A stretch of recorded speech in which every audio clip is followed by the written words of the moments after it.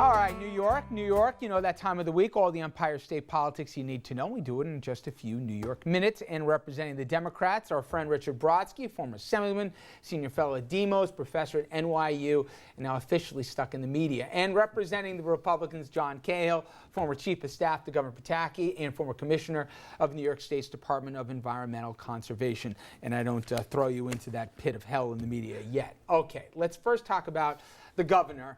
And what he recently unveiled as it is his women's agenda, including measures to strengthen abortion laws and ensure equal pay. First off, good or bad? Well, there are a lot of, listen, I think there's a 10-point plan. There's a lot of issues in there.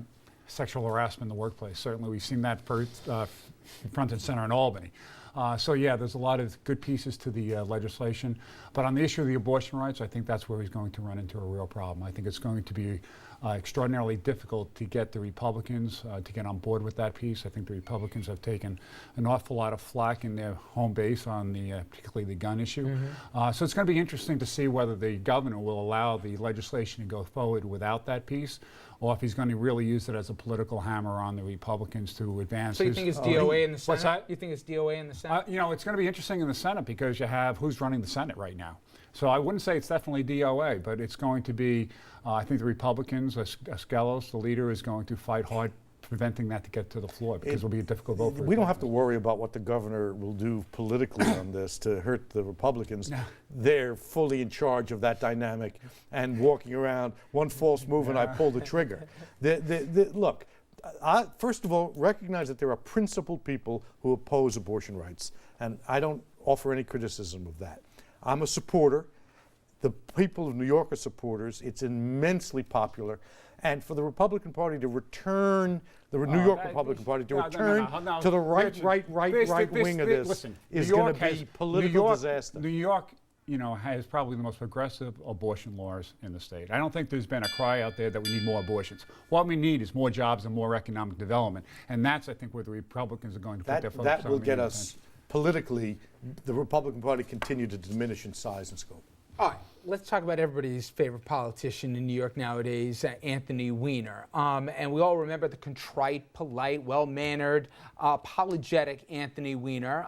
We remember that nice, I think, well-produced opening spot that he did. Well, that was then and this is now. Lately, we've seen reports here that read like old-school Weiner. Him telling reporters at a mayoral forum that they looked too bored, and he essentially was bored himself at the event. He also told people, quote, he's going to win here, and he responded and jumped it a little ugly with a voter who complained about the prospect of a mayor who had to go apologizing all the time for his past sexual misdeeds, or whatever you want to call it. Isn't, to me at least, I think he's a little bit quick here to be getting flip. I think people like an alternative in this. Mm-hmm. He's out of the political system, if you will, because of his own actions. But all of a sudden, I think the contrition went away a little too quick. What do you think? Well, I think this is who Weiner is. I mean, he's a hard-nosed, hard-knuckle politician. That's who he was before he stepped away from politics, and that's what he is when he's getting back in. So you either like Anthony Weiner or you don't. I think with respect to the Democrats, I don't think he's going to be the mayoral nominee for the Democrats. I think as a Republican supporter of Joe Lhota, we frankly hope that he is. But he will make the race interesting. He'll challenge the other candidates in the race. He's going to hurt Christine Quinn's chances and solidify Bill Thompson as the front runner. Sooner or later, Bill Thompson will emerge as the front runner in this race. That's a Republican pipe dream if I ever heard it. Look, that he is surfacing with sharp edges is it's who he is, and I think part of the sharp edges I get, Richard, but about the wise guy routine. It's like okay, sharp edges, wise guy. That's who he is. Sooner or later, he is going to reemerge with his strengths and his weaknesses. He might as well reemerge with those strengths and weaknesses early. If he can get by the public distaste for those behaviors, he will be judged, good or bad, for a whole series of things, including his personality. But the problem that he has, Richard, is that it reinforces what he did and who he is. You're right, because this is who Anthony Weiner is, right? He's a hard-knuckled guy, abrasive. Then has he really changed? Has he really found remorse in what he did in the past? That's, I think, is going to be a problem for him. Those misdeeds and his personality with the press are not the same thing. You're going to try to make it the same thing because it's your way of saying, I won't talk about the misdeeds, but you know, look at the way he's behaving. Richard, quickly, handicap the field today as we're getting near mid-June. It looks like there's going to be a runoff Three here. serious candidates: Quinn, Thompson, Weiner. Weiner has the ability to emerge and the ability But to if you're fall behind. handicapping the field, does it look like Thompson, given the demo, got the best Trifecta: shot? Quinn, Thompson, All Weiner. right, let me go to the other side here. Joe Lhota. Yeah.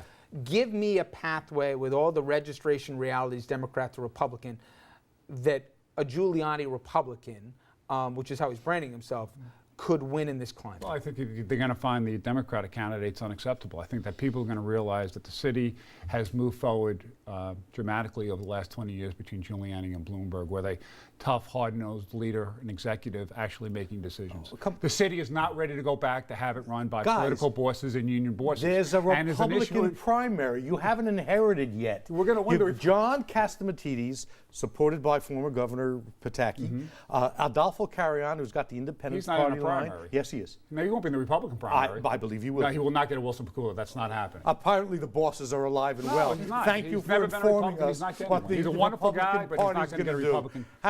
Let's not rush to Joe Lhota. Joe Lhota has plenty of vulnerabilities. He mishandled Hurricane Sandy. He is Oh, he an misheard. I online- mean, come on. I- There is How's bipartisan support Did for you the way see? that Joe Lhota Did handled you see the NPA the on pictures Sandy. of the flooding into the Battery Tunnel? I- A block away, Goldman Sachs had sandbagged to 16 feet. The lights stayed on. Okay, Where were wait, the wait. sandbags at the I Brooklyn will Battery give you. Tunnel? I will give you from the media, which you like to be sometimes in and out of. But from the media perspective, if Lhota's going to get banged, it wasn't on the handling of Hurricane Sandy. It's on the toll hikes keep going up and up and up, Well, and that's yes, part of the the toll budget. hikes because weren't the his- funding from Albany keeps on going down and down and down. John stumbled on the And truth. because- John, no, just quiet. You're doing very well. The toll hikes are not Lhota's fault. The bungling of Sandy is. He It's didn't early in bungle the Sandy. campaign. I mean, it was well recognized. We don't know that who he the was- Republican it was- candidate's going to Let's be. stay with dollars and cents for a second, and that is, there's this general perception that, okay, 08 was bad, it took us a long time, but better times are ahead. And there's logic to that. But you guys both know there's 62 counties in New York State. And there are cities and counties in this state, when you go north of where our studios are, that are real trouble here. We're seeing in different parts of the country, cities declaring bankruptcies. I'm getting from folks here that there's no light at the end of the tunnel. For especially some of the manufacturing communities that still have not seen any kind of a rebound. Put a face here, and maybe you guys agree on this one, I think, just you know, how tough certain places of this It state is. are right now. I mean, you don't have to go that far north. In my hometown of Yonkers, which Richard represented, we're facing a real financial crisis in Yonkers. And that is a story with all these old manufacturing bases. You have a confluence of a depleting tax base with manufacturing moving out, additional costs on municipalities from labor costs, pension costs, a cap from Albany, but no mandate relief. We don't really have an economic plan to help these cities right now. He doesn't like hydrofracking. Casino gambling, in my opinion, is not the answer.